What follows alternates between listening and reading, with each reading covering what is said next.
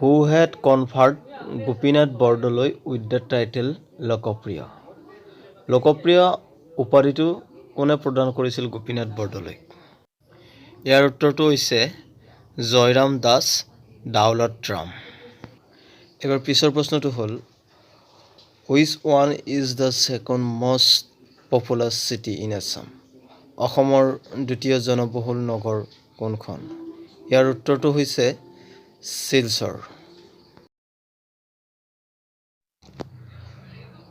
Which one is not administrative district of Barak Valley in Assam?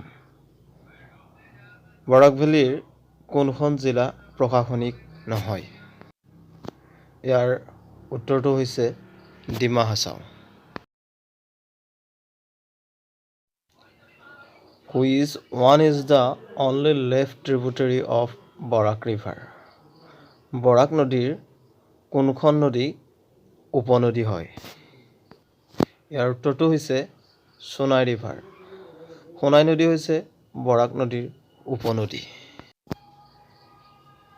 The Assam Agricultural University, Jorhat was established in the year Assam কৃষি বিশ্ববিদ্যালয় যোৰহাট স্থাপন কৰা হৈছিল 1969 চনত। The first sugar mill in Assam was established in অসমৰ প্ৰথম চেনিকল স্থাপন কৰা হৈছিল বৰুৱা বামুণ গাঁও। Assam's only chemical fertilizer plant is located in অসমৰ একমাত্ৰ ৰাসায়নিক সাৰ কাৰখানা আছে নামৰূপত। Which Ahom queen will the Sivadol in Sivasagar? শিৱসাগৰৰ শিৱদৌল কোন আহোম ৰাণীয়ে নিৰ্মাণ কৰিছিল? ইয়াৰ শুদ্ধ উত্তৰটো হ'ব Ambika কোনৱাৰী। Who was the first American missionary to compile a dictionary of the Assamese language? ইয়াৰ এনচাৰটো হ'ব miles Bronson. The Madam Mefi festival is celebrated by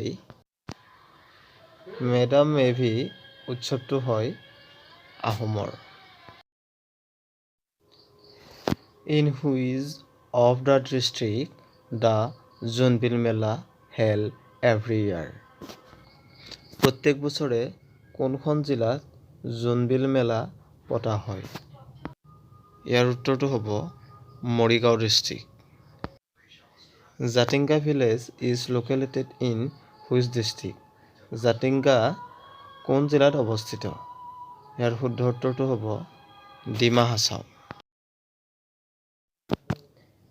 In which month Ambubachi Mela is celebrated in Kamakhya temple? তলৰ কোনটো মাহত কামাখ্যাৰ অম্বুবাচী মেলা পালন কৰা হয়? ইয়াৰ উত্তৰটো হ'ব আহাৰ মাহ। Who is also known as Kalaguru of Assam? অসমৰ কলাগুৰু বুলি কাক জনা যায়? ইয়াৰ উত্তৰটো হ'ব Bishnuprasad Rabha. Who is also known as গীতিকবি of Assam? অসমৰ গীতিকবি বুলি কাক জনা যায়? ইয়াৰ উত্তৰটো হ'ব প্ৰভাতী প্ৰসাদ Barua. Who is the writer of the novel হালধীয়া চৰায়ে বাওধান খায়? এই হালধীয়া চৰায়ে বাওধান খায় নভেলখনৰ লিখক কোন? ইয়াৰ উত্তৰটো হৈছে Homen Borgohain. Which one is the first film directed by Bhupen Hazarika?